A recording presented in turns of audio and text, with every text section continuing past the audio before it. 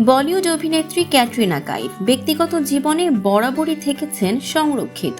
4 বছর আগে কড়া নিরাপত্তায় বিয়ে করেছিলেন অভিনেতা ভিকি কৌশলকে। এবার সেই কড়াকড়ি কি সন্তান জন্মের ক্ষেত্রেও বহাল থাকছে?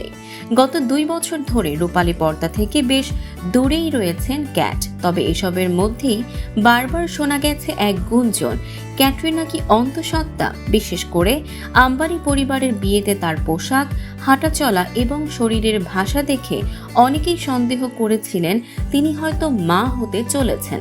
আর সেই গুঞ্জন আরও জোরালো হয়েছে সম্প্রতি মুম্বাইয়ের একটি ফেরিঘাটে তার উপস্থিতিকে ঘিরে। স্বামীর সঙ্গে সাদা ঢিলেঢালা কোড সেটে দেখা গেছে তাকে। অনেকেই বলছেন এই ধরনের পোশাক বেছে নেওয়ার পেছনে রয়েছে উদ্দেশ্য, স্ফীত উদর ঢেকে রাখা।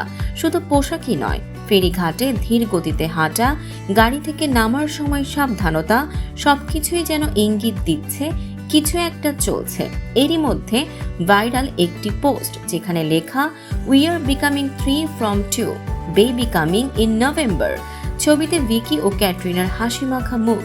এই পোস্টে এখন পর্যন্ত ক্যাটরিনা বা ভিকির কোনো প্রতিক্রিয়া আসেনি। না তারা অস্বীকার করেছেন, নাই স্বীকার করেছেন।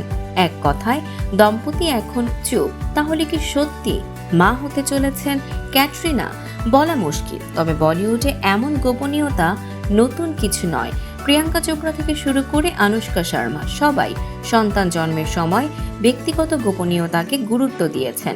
ক্যাটরিনাও হয়তো সেই পথেই হাঁটছেন। আপনি কি মনে করেন, সত্যিই কি মা হতে চলেছেন ক্যাটরিনা? আপনার মতামত জানাতে ভুলবেন না কমেন্টে। ভিডিওটি ভালো লাগলে লাইক, কমেন্টে শেয়ার করুন এবং সাবস্ক্রাইব করুন CV24 এন্টারটেইনমেন্ট।